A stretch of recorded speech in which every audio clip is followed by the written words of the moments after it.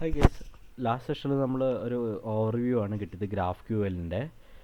നമ്മൾ ചെറുതായിട്ടൊരു കൊറിയൊക്കെ എഴുതിയിരുന്നു, പക്ഷേ ഇംപ്ലിമെൻറ്റ് ചെയ്തിട്ടുണ്ടായില്ല. സോ ഇപ്രാവശ്യം നമ്മൾ നോക്കുന്നത് ചെറിയൊരു ഇംപ്ലിമെൻറ്റേഷൻ സ്റ്റെപ്പിലേക്ക് നമ്മൾ കിടക്കുകയാണ് ഇന്നത്തെ വീഡിയോയിൽ. നമുക്ക് എങ്ങനെ ഗ്രാഫ് ക്യൂഎല്ലൊക്കെ ഒന്ന് എഴുതാമെന്നുള്ളത്. പക്ഷേ മുമ്പത്തെ വീഡിയോയിൽ പറഞ്ഞിരുന്നു നമുക്ക് കുറച്ച് ഇഷ്യൂസൊക്കെ വരും റെസ്റ്റ്ഫുൾ റൗട്ടിങ്ങിന്. എസ്പെഷ്യലി 3 ഇഷ്യൂസ് വരും. ആ 3 ഇഷ്യൂസിനെ നമ്മൾ ഗ്രാഫ് ക്വയറീസ് വെച്ചിട്ട് നമുക്ക് ഓവർകം ചെയ്യാൻ പറ്റുന്നതൊക്കെ നമുക്ക് ചെക്ക് ചെയ്യാം അതെങ്ങനെയാണെന്നുള്ളത്. സോ ഇന്നത്തെ വീഡിയോയിൽ ഞാൻ പ്രാക്ടിക്കൽ എക്സാമ്പിൾ സ്റ്റാർട്ട് ചെയ്യാണ് ഗ്രാഫ് ക്യൂഎല്ലിൻ്റെ. പക്ഷേ അത് കംപ്ലീറ്റ് ചെയ്യാൻ പറ്റില്ല, കാരണം ഞാൻ ബ്രേക്ക് എടുക്കും. കാരണം അത് ഭയങ്കര ലെങ്ത് ആവും ഒറ്റ വീഡിയോയിൽ ചെയ്യുകയാണെങ്കിൽ. അപ്പോൾ നിങ്ങൾക്ക് മനസ്സിലാക്കാൻ വേണ്ടിയിട്ട് ഞാൻ സ്പ്ലിറ്റ് ചെയ്യണം വീഡിയോസിനെ. സോ ഇന്നത്തെ വീഡിയോയിൽ ഞാൻ പരമാവധി ജസ്റ്റ് സ്റ്റാർട്ട് ചെയ്യാണ് കോഡിങ്. ഓക്കെ, സോ നമുക്ക് നോക്കാം, നമുക്ക് ഇന്ന് കോഡിങ് ചെയ്ത് നോക്കാം. സോ നമുക്ക് എന്താ വെച്ചിട്ടുണ്ടെങ്കിൽ നമുക്ക് ഗ്രാഫ്റ്റിൽ ആപ്ലിക്കേഷന് നമ്മൾ ഉണ്ടാക്കാൻ പോണത് ഈ ഗ്രാഫ്റ്റിൽ ആപ്ലിക്കേഷൻ ഉണ്ടല്ലോ, അത് ഈ സിമിലർ സ്ട്രക്ചർ ഡാറ്റ സ്ട്രക്ചറിന് വേണ്ടിയിട്ടായിരിക്കും. ഒരു റിക്വയർമെൻറ്റ് വേണ്ടിയിട്ടാണ് നമ്മളിത് യൂസ് ചെയ്യുന്നത്. നമുക്ക് യൂസർ ഉണ്ട്, അവരുടെ ഫ്രണ്ട്സ് ഉണ്ട്, ആ ഫ്രണ്ട്സിൻ്റെ കമ്പനീസും കിട്ടണം. സോ ഇതേ സിമിലർ ഡാറ്റ സ്ട്രക്ചർ ആയിരിക്കും നമ്മൾ യൂസ് ചെയ്യേണ്ടത് നമ്മുടെ ആപ്ലിക്കേഷനും.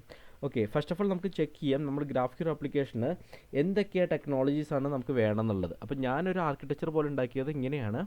സോ ഒരു വെബ് പേജ് ഉണ്ടാവും. ഇതിൽ വെബ് പേജിൽ നിന്ന് നമ്മൾ GraphQL ലൈബ്രറി യൂസ് ചെയ്തിട്ട് പിന്നെ ഇവിടെ ഒരു middleware express GraphQL server use ചെയ്യുന്നുണ്ട്. അത് കഴിഞ്ഞിട്ട് ഡാറ്റ സ്റ്റോർ യൂസ് ചെയ്യുന്നുണ്ട്.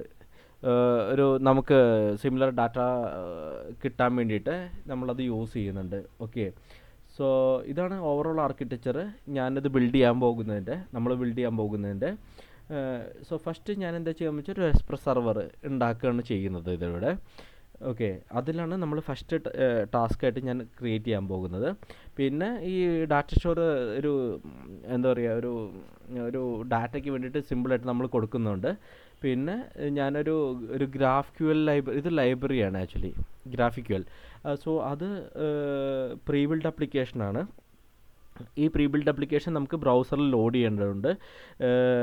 അത് ലോഡ് ചെയ്ത് കഴിഞ്ഞാൽ നമുക്ക് എന്താ വെച്ചാൽ നമുക്ക് ടെസ്റ്റ് ക്വറീസൊക്കെ എടുക്കാൻ പറ്റും ഇതിൻ്റെ ഉള്ളിൽ നിന്ന്. ഈ പ്രീ ബിൽഡ് ലൈബ്രറി ഇത് ആക്ച്വലി GraphQL ടീം തന്നെയാണ് ഓണർ ചെയ്യുന്നത്. ഓക്കെ, ഇതാണ് ആർക്കിടെക്ചർ ബേസിക്സ് നമ്മൾ ബിൽഡ് ചെയ്യാൻ പോകുന്നതിൻ്റെ.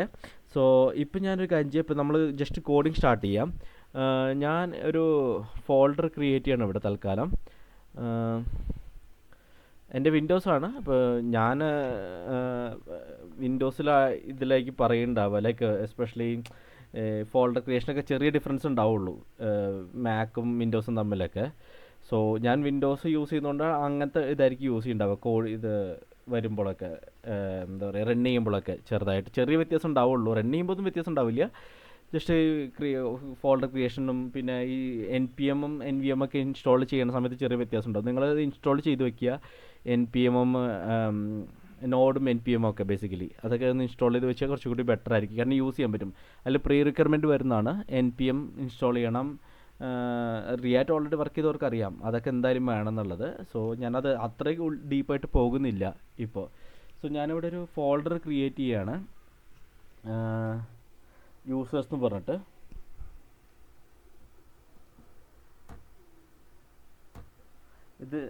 ഈ ഫോൾഡേഴ്സ് ഞാനൊരു കമാൻഡ് പ്രോംപ്റ്റിൽ ഓപ്പൺ ചെയ്യുകയാണ്. സോ ഇതൊക്കെ ചെറിയ വ്യത്യാസം ഉണ്ടാവും നിങ്ങളുടെ മാക്കിൽ വരുമ്പോൾ, ഈ കമാൻഡ്സൊക്കെ CMD ഒക്കെ. അത് ഞാൻ വിൻഡോസ് ആയതുകൊണ്ട് ഞാൻ ഇതിലേക്ക് പോകുന്നത് മാത്രം എൻ്റെ കയ്യിലേക്ക്. ഇനി ഇവിടെ ഞാൻ ഒരു പുതിയ പ്രൊജക്റ്റ് ഒന്ന് ഇനീഷ്യലൈസ് ചെയ്യാണ്. NPM init. ഇപ്പോൾ റിയാക്ട് നോഡൊക്കെ വർക്ക് ചെയ്യണവർക്ക് അറിയാൻ പറ്റും ആക്ച്വലി ഇത്. ഈ കമാൻഡ്സൊക്കെ ഓൾറെഡി ഞാൻ ഗോ ത്രൂ ചെയ്യുന്നില്ല. ഞാനിവിടെ ഓൾറെഡി എക്സിസ്റ്റിംഗ് സാധനം തന്നെ റൺ ചെയ്യാണ്, ഞാനൊന്നും ചേഞ്ച് ചെയ്യുന്നില്ല. ഓക്കെ, ഇപ്പോൾ പ്രൊജക്റ്റ് ഒരു സാധാ പ്രൊജക്റ്റ് ക്രിയേറ്റ് ആയിട്ടുണ്ട് ഇതിൻ്റെ ഉള്ളിൽ. ഇനി എന്താ ചെയ്യേണ്ടതെന്ന് വെച്ചാൽ എനിക്ക് കുറച്ച് ലൈബ്രറീസ് ഇൻസ്റ്റാൾ ചെയ്യേണ്ട ആവശ്യമുണ്ട് നമ്മുടെ ഈ പ്രൊജക്റ്റിന് വേണ്ടിയിട്ട്. നമ്മൾ ഓൾറെഡി പറഞ്ഞല്ലോ എക്സ്പ്രസ് സെർവറാണ് നമ്മൾ ഇതിൽ ഫസ്റ്റ് ബിൽഡ് ചെയ്യാൻ പോകുന്നുള്ളത്. അപ്പം ഞാൻ ആ ലൈബ്രറീസൊക്കെ ഇൻസ്റ്റാൾ ചെയ്യുന്നുണ്ട് നമ്മുടെ പ്രൊജക്റ്റിൽ. സോ NPM ഇൻസ്റ്റാൾ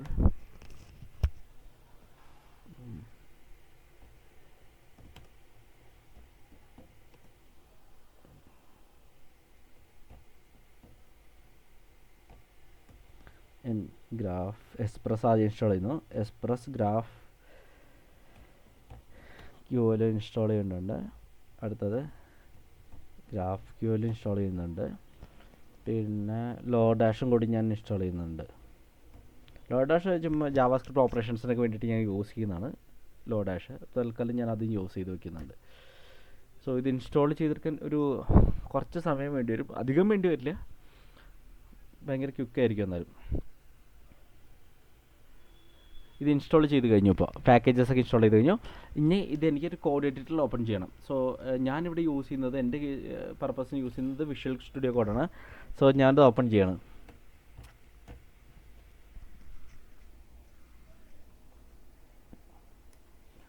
ഓക്കെ, ഇത് ഓപ്പൺ ചെയ്ത ശേഷം ഞാനൊരു ഫയൽ ക്രിയേറ്റ് ചെയ്യുന്നുണ്ട്, server.js.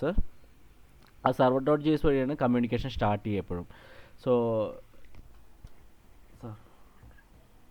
JS, ഈ server.jsൽ ഞാൻ എന്ത് ചെയ്യാൻ പോകുന്നത് വെച്ചാൽ, നമ്മുടെ എക്സ്പ്രസ് ആപ്ലിക്കേഷൻസ് ഒക്കെ ഇൻസ്റ്റാൾ ചെയ്തല്ലോ. ഇപ്പോൾ എക്സ്പ്രസ് ഇൻസ്റ്റാൾ ചെയ്തിട്ടുണ്ട്. ആ എക്സ്പ്രസ് ഇൻസ്റ്റാൾ ഞാൻ ഇവിടെ ഇമ്പോർട്ട് ചെയ്തിട്ട്, ഇൻസ്റ്റാൾ ചെയ്തത് ലൈബ്രറി ഇമ്പോർട്ട് ചെയ്തെടുത്തിട്ട് അതിൽ നിന്നാണ് ഞാൻ സർവർ സ്റ്റാർട്ട് ചെയ്യാൻ ലൈക്ക് കോഡ് എഴുതാൻ പോകുന്നത്. അപ്പോൾ ഞാൻ ഇമ്പോർട്ട് ചെയ്യാണ്.